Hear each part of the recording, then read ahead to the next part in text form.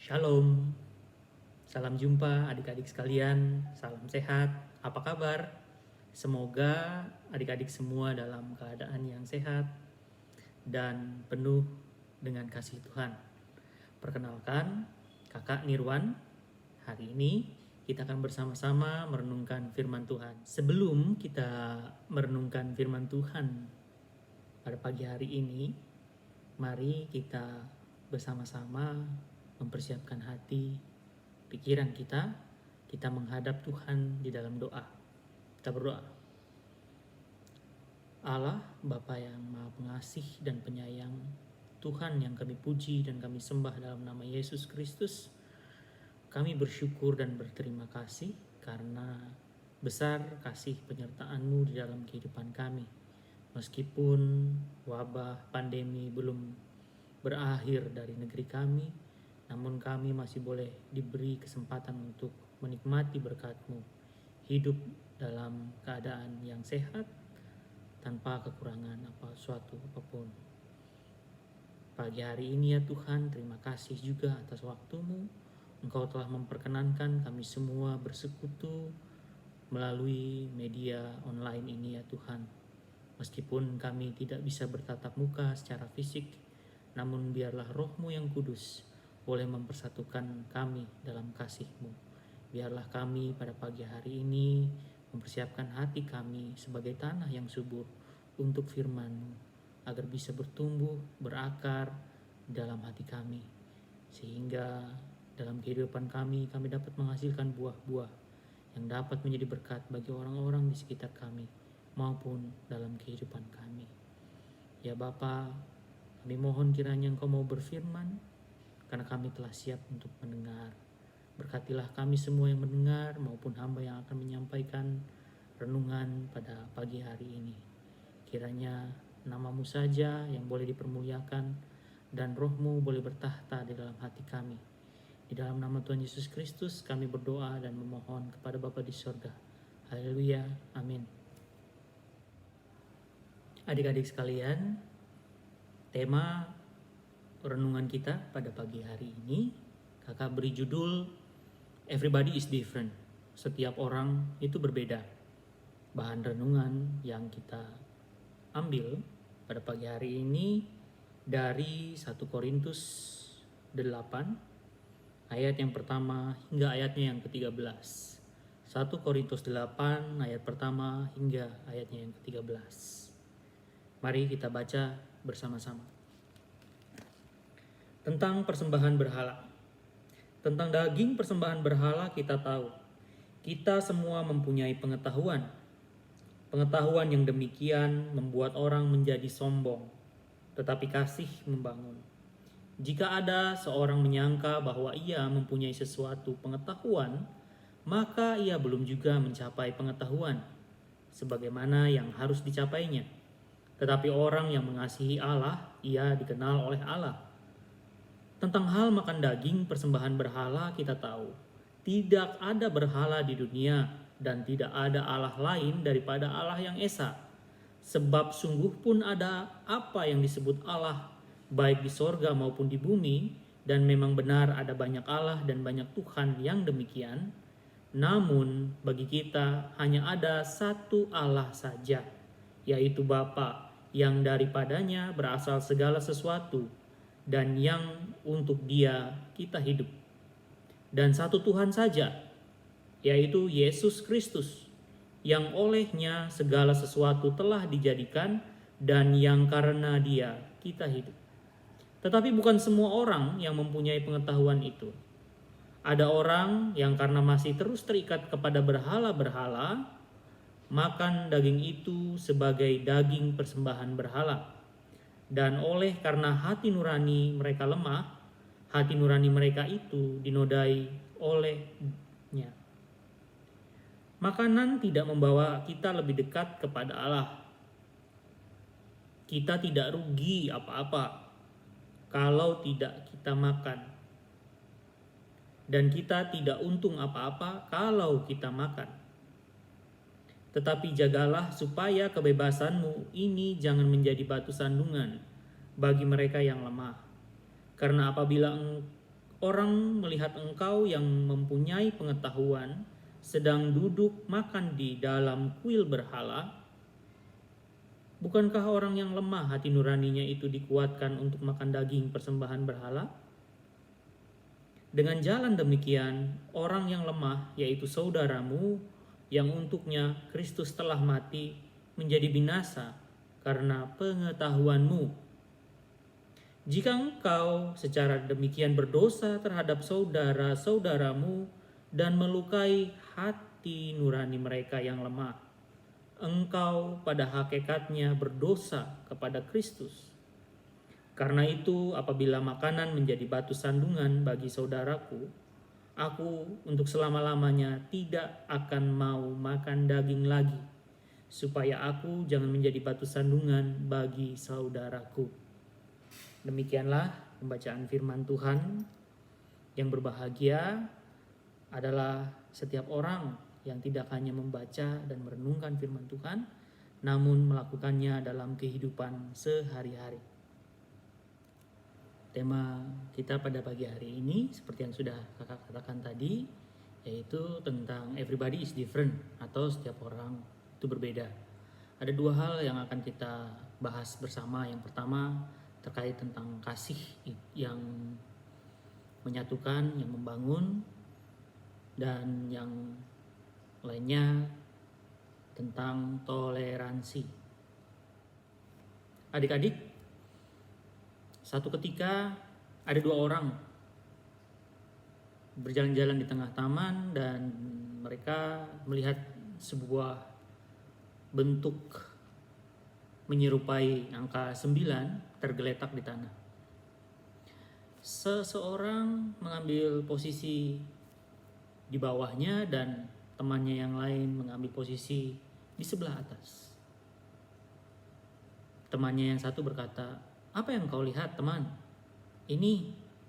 Temannya menjawab, "Ini angka 9 kelihatannya." Temannya yang satu, "Tidak. Menurut saya ini angka 6." Lalu temannya yang satu membantah lagi, "Bukan, ini angka 9, teman." "Ah, tidak, ini angka 6. Ah, engkau ini pakai matanya bagaimana? Ini jelas-jelas angka 9." Temannya yang satu membantah, "Ini jelas-jelas angka 6, teman. Engkau lihat bentuknya, ini angka 6." Temannya yang satu tetap membantah, "Tidak, teman, ini angka 9. Coba kau lihat dari posisi sini." Maka temannya yang menjawab, "Ya, coba kau lihat dari posisi saya." Maka bertukarlah posisi mereka berdua. Dan teman yang satu mulai melihat, "Oh iya, benar, ini angka 6. Temannya yang satu melihat, "Ah iya, ini angka 9. Kalau begitu kita dua lihat sama-sama dari sudut yang masing-masing." Dari cerita tadi kita melihat bahwa dua orang ini memiliki persepsi yang berbeda mengenai sesuatu hal. Namun ketika mereka berubah posisi, mengambil posisi temannya, mereka melihat bahwa apa yang diperdebatkan, apa yang menjadi perbedaan ternyata ada dasarnya, dan masing-masing memiliki persepsi dan pandangannya masing-masing. Adik-adik sekalian, dalam kehidupan kita juga kita memiliki perbedaan-perbedaan pandangan terhadap satu hal, karena dilatar belakangi oleh apa yang kita pahami, cara kita memandang, maupun apa yang kita ketahui. Hal yang sama juga terjadi dengan jemaat yang ada di Korintus pada saat itu. Apa yang terjadi? Coba adik-adik kembali melihat bacaan yang kita sudah baca tadi. Sudah? Adik-adik sudah dapat apa yang diperdebatkan? Ya, pada saat itu salah satu perdebatan yang muncul pada kalangan-kalangan orang Kristen Yahudi dan non-Yahudi yang dibentuk jemaat itu awalnya oleh Paulus, yaitu tentang makanan. Loh, kok bisa makanan? Iya, bisa. Dan perdebatan itu menjadi perdebatan yang sangat sengit. Perdebatannya adalah makanan yang sudah dipersembahkan untuk berhala. Satu sisi ada orang-orang, ada jemaat-jemaat yang berpendapat bahwa memakan makanan yang sudah dipersembahkan kepada berhala itu merupakan dosa, merupakan simbol bahwa mereka sudah ikut dalam ritual yang dilakukan untuk menghormati dewa-dewa Yunani maupun dewa-dewa orang-orang Romawi. Di lain sisi ada jemaat atau ada kalangan-kalangan yang menganggap bahwa pengetahuan mereka tentang hal tersebut atau tentang makanan mana yang boleh mana yang tidak itu berdasarkan pengalaman mereka tidak menjadi masalah, sah-sah saja. Mereka bisa memakan, toh itu hanya sekedar makanan, tidak ada sangkut pautnya dengan iman. Atau ada juga yang berpendapat kita kan sudah dibebaskan oleh darah Yesus, oleh Yesus Kristus, maka kita boleh makan apa saja. Nah, pada konteks ini Rasul Paulus memberikan nasihat-nasihatnya untuk jemaat di Korintus tersebut. Nasihat-nasihat itu Paulus tujukan untuk jemaat-jemaat yang tengah berdebat ini. Dan dia dalam topik makanan ini, dia memberikan banyak prinsip-prinsip utama yang perlu diperhatikan oleh orang-orang Kristen pada saat itu. Namun sebelum lebih jauh kita melihat apa saja nasihat-nasihat Paulus, kita perlu melihat kenapa hal-hal tersebut boleh terjadi. Adik-adik sekalian, setelah Rasul Petrus mendirikan jemaat di Korintus, ada pengajar-pengajar lain juga yang datang ke kota Korintus dan mendirikan jemaat di sana, yaitu Apolos dan juga Petrus. Nah, orang-orang ini, jemaat-jemaat ini mengidolakan pengajar-pengajarnya masing-masing, dan dengan demikian mulai terkotak-kotak. Ada kelompok yang mengikuti pengajar Apolos, ada yang mengikuti Paulus, ada juga yang mengikuti Petrus. Ya, yang sangat disayangkan adalah dalam interaksinya, dalam hubungannya antara satu kelompok dengan kelompok yang lain, mereka tidak saling menghargai, tidak menghormati para pengajarnya, sehingga muncullah yang sering disebut sebagai dosa rohani atau kesombongan rohani, di mana yang satu menganggap paling tahu tentang ajaran-ajaran yang terkait dengan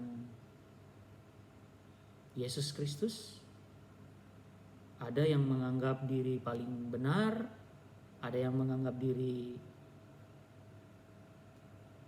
lebih ya di antara golongan-golongan yang lain ya, karena di sana ada Kristen Yahudi dan juga Kristen Yunani non Yahudi maupun para pengikut-pengikut yang baru, dan juga orang-orang di sekitar Korintus yang memang pada saat itu merupakan ibu kota perdagangan, yang mulai ingin tahu, punya rasa ingin tahu tentang siapa itu Yesus Kristus yang diperkenalkan oleh para murid-muridnya, oleh para rasul-rasul. Nah, tentu kondisi-kondisi seperti ini mengakibatkan kebingungan, karena masing-masing kelompok tidak berpusat pada Yesus, tapi berpusat pada pengetahuannya sendiri-sendiri, pemahaman mereka sendiri-sendiri. Dan ini merupakan kebebasan yang disalahgunakan. Nah, adik-adik sekalian, menyikapi permasalahan tersebut, Rasul Paulus mengemukakan prinsip yang utama yang harus diingat oleh jemaat di Korintus pada saat itu, yaitu kasih. Dalam ayatnya yang pertama, Paulus menekankan bahwa kasih itu membangun. Paulus menasihatkan pentingnya merendahkan diri dan menghargai cara pandang orang lain. Tidak baik jika perilaku mereka itu menyebabkan atau melemahkan iman jemaat yang lain, dan juga menggunakan pengetahuan yang mereka miliki untuk menghakimi sesamanya. Dan jangan sampai apa yang mereka lakukan itu menjadi batu sandungan untuk sesamanya.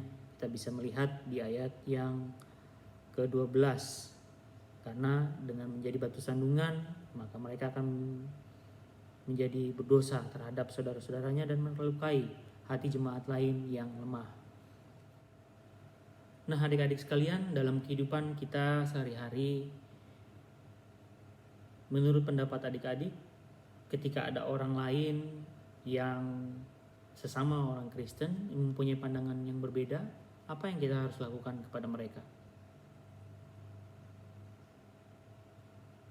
Atau kepada orang-orang lain yang ada di sekitar kita yang mungkin berbeda keyakinan. Ketika terjadi perbedaan pendapat tentang sesuatu yang sangat prinsip, apa yang akan adik-adik lakukan? Apakah adik-adik akan langsung menegur, menyapa, atau adik-adik akan mengutamakan kasih dalam melakukan teguran, peringatan, dan nasihat? Karena kalau kita melandasinya dengan kasih, maka orang yang ditegur, orang yang diperingatkan, dan orang yang diberikan nasihat pun akan bisa menerima hal-hal tersebut.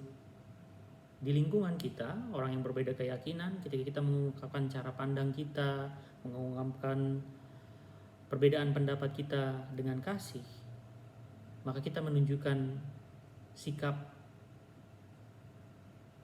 saling mempercayai dan juga saling menghormati perbedaan pendapat yang sering kita sebut dengan toleransi, menghormati pendapat orang lain dan mengungkapkan pendapat kita dengan baik, dengan penuh rasa hormat, tanpa perasaan menghakimi atau tanpa perasaan lebih benar dan lebih unggul dengan orang lain. Dan itu yang ditekankan oleh Paulus dalam cerita tadi, bahwa ketika kita memperingatkan sesama jemaat, memperingatkan orang lain tentang kesalahan mereka atau tentang pendapat kita, perlu dibangun dalam rasa kasih agar persekutuan itu tetap dibangun dalam kasih.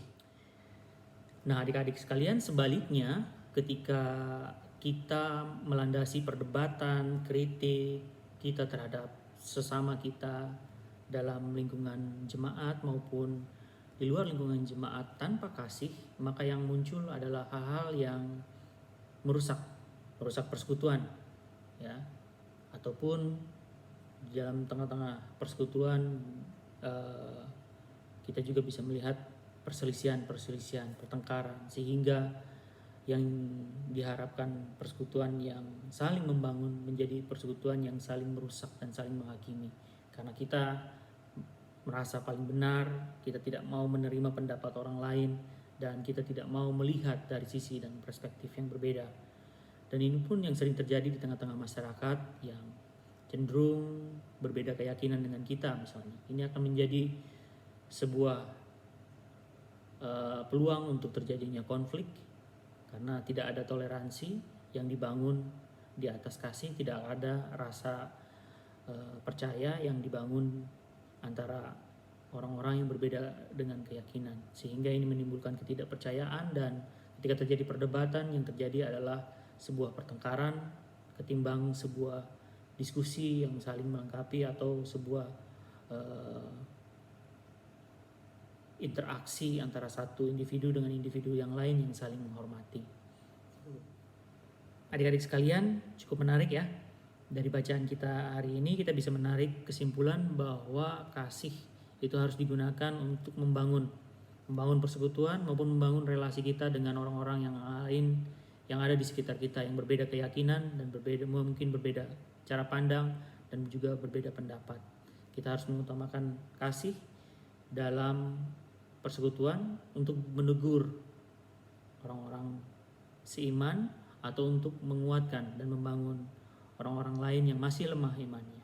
Kita juga harus menggunakan kasih dalam interaksi kita dengan orang lain di sekitar kita yang mungkin mempunyai keyakinan agama yang berbeda dengan kita, sehingga perdebatan maupun perselisihan yang terjadi bisa dikurangi dan kita bisa lebih bersikap toleran terhadap orang-orang yang ada di sekitar kita.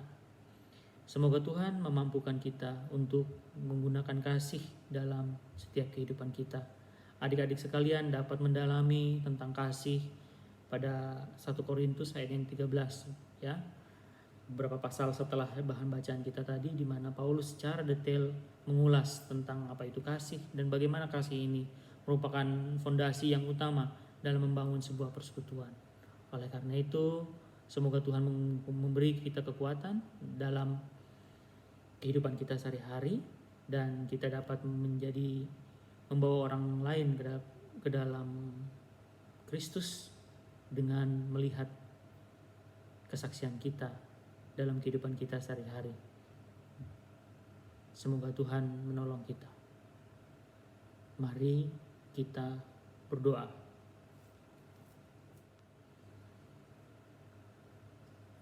Ya Tuhan, Allah yang kami sembah dan kami puji dalam nama Yesus Kristus, terima kasih Engkau telah mengingatkan kami agar kami mengutamakan kasih dalam interaksi kami untuk mengatasi berbagai perbedaan yang kami miliki, agar kami dapat membangun persekutuan, agar kami dapat menjadi toleran di dalam kehidupan kami. Mampukan kami ya Tuhan untuk dapat menjadi saksi-saksi-Mu di tengah-tengah dunia maupun di tengah-tengah jemaat-Mu, agar kami dapat membawa damai sejahtera dalam kehidupan ini. Terima kasih Tuhan atas firman-Mu yang telah Engkau berikan pada pagi hari ini. Sertai kami dalam kehidupan kami, agar kami dapat menjadi pelaku firman-Mu di tengah-tengah dunia ini, dan dapat menjadi saluran berkat bagi orang-orang lain yang belum percaya kepadamu, dan kami juga dapat menjadi berkat bagi sesama jemaat-Mu dimanapun mereka berada.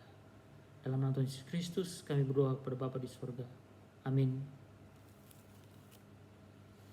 Sekian renungan kita pada pagi hari ini, dan Tuhan Yesus memberkati kita semua. Salam sehat dan sampai jumpa lagi.